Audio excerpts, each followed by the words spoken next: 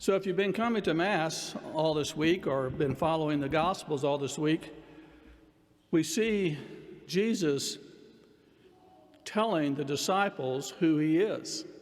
And he starts off with these analogies, and as he goes through the weeks, he gets more and more direct about who he is until we finally get today's Gospel. So last Sunday, Jesus calls himself the Good Shepherd. He is the one that watches over us and protects us and guides us and leads us to where he needs it and where we need to be. I remember, I think I probably told this story before, but I remember being in Iceland. They have 50,000 sheep up in the mountains during the summer, and they just roam. And then right before winter starts, the shepherds go up to get their sheep.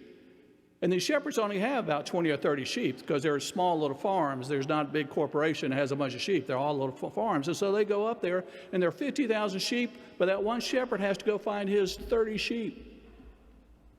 And he won't leave that mountain until he gets those sheep. And if the sheep is crippled or can't walk, he'll carry it back on his shoulders because he loves his sheep. And it's important to them for their livelihood and everything else that they have their sheep.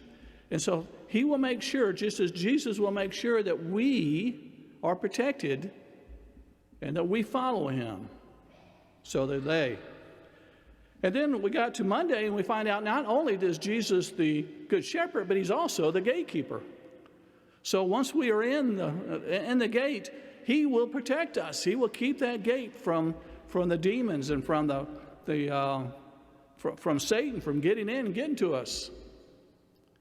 He's going to watch over us, make sure that nothing ever gets to us. And then he tells us on Tuesday that I and the Father are one.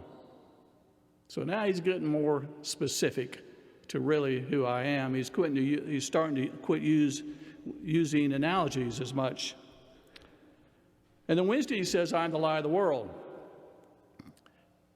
If you're going to see God, you have to see him through me. He is the light.